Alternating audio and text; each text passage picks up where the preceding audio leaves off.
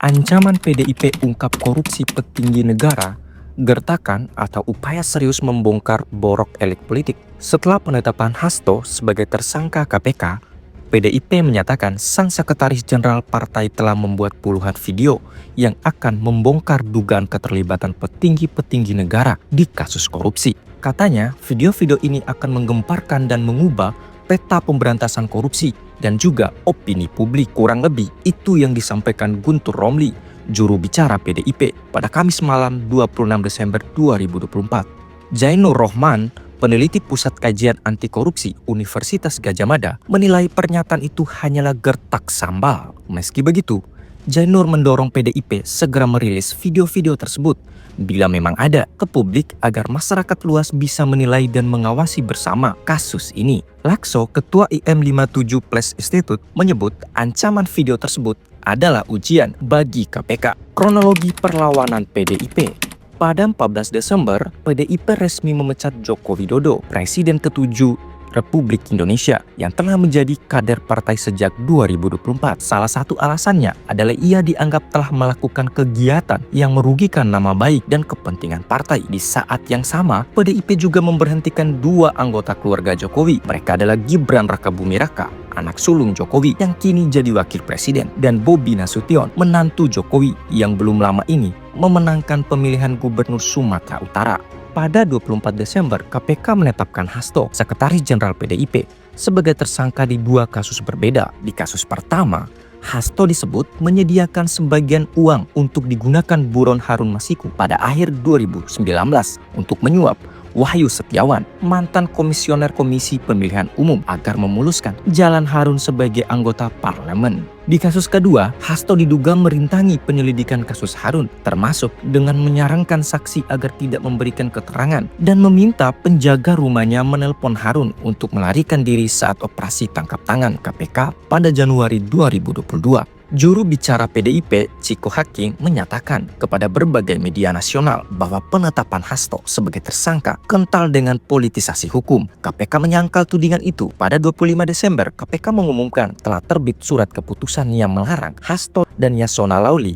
Ketua DPD PDIP, berpergian ke luar negeri selama 6 bulan. Juru bicara KPK, Tessa Mahardika, bilang keberadaan keduanya di Indonesia dibutuhkan untuk penyelidikan kasus suap Harun. Pada 26 Desember, melalui berbagai akun media sosial, PDIP mengunggah video Hasto menanggapi penetapan sebagai tersangka. Di sana, Hasto bilang PDIP menghormati keputusan KPK dan menjunjung tinggi supremasi hukum. Menurutnya, penetapan sebagai tersangka adalah resiko dari mengkritisi kekuasaan yang otoriter yang menindas rakyatnya sendiri. Tak lama setelah video itu beredar, Guntur Romli sebagai juru bicara PDIP menyatakan Hasto sebenarnya telah membuat puluhan video lainnya yang akan membongkar dugaan keterlibatan petinggi-petinggi negara di kasus korupsi. Masih di hari yang sama, Koni Bakri yang dikenal sebagai pengamat militer ikut mengomentari penetapan Hasto sebagai tersangka melalui unggahan di akun Instagramnya. Koni menyatakan ia prihatin melihat sahabatnya Hasto ditetapkan menjadi tersangka di malam Natal,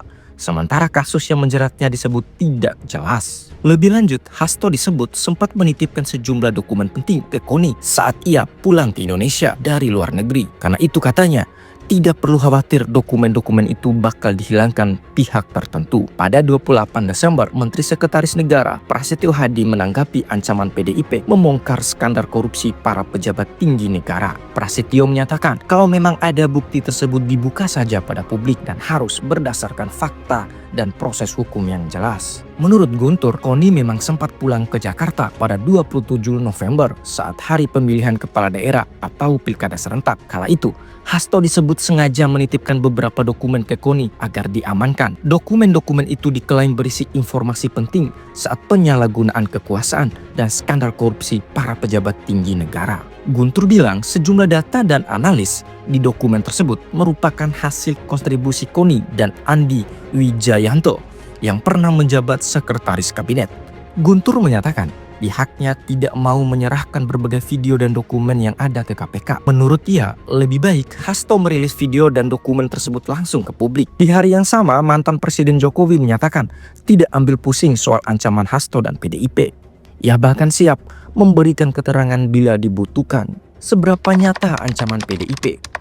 Jainur Rohman, peneliti Pusat Kajian Anti Korupsi (PUKAT UGM), menilai pernyataan bahwa Hasto akan merilis video dan dokumen soal skandal korupsi para pejabat tinggi negara hanyalah gertak sambal. Menurutnya, pernyataan itu hanyalah reaksi pihak yang terpojok, dalam hal ini PDIP, setelah Hasto jadi tersangka. Namun, kata Zainul, bukan tidak mungkin gertak sambal itu berubah jadi kenyataan.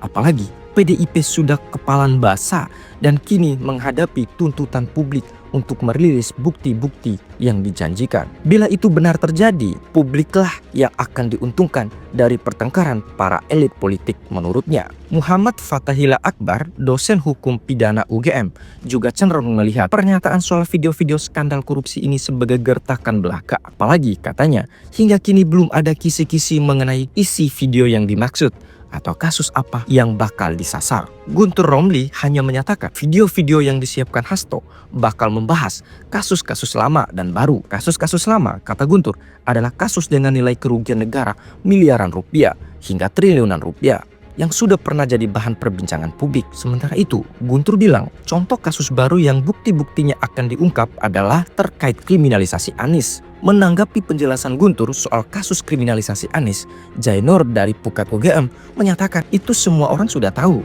Bagi Fathahillah, ancaman penyebaran video itu tak meyakinkan juga karena rekam jejak Hasto sendiri. Pada 17 Agustus silam, Hasto sempat memperdengarkan rekaman suara Jokowi kepada para wartawan.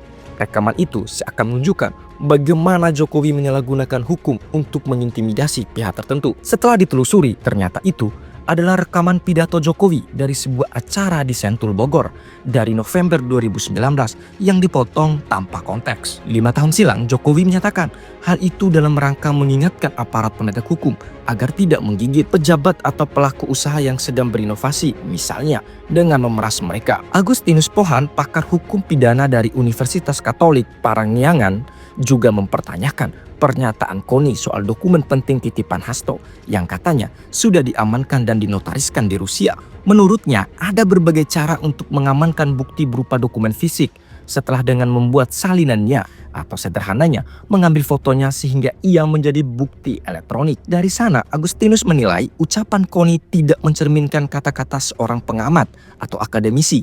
Pernyataan itu katanya lebih kental unsur politiknya, dan pernyataan Guntur dari PDIP soal video-video yang akan mengubah peta pemberantasan korupsi pun dilihat sebagai ancaman yang belum jelas kebenarannya.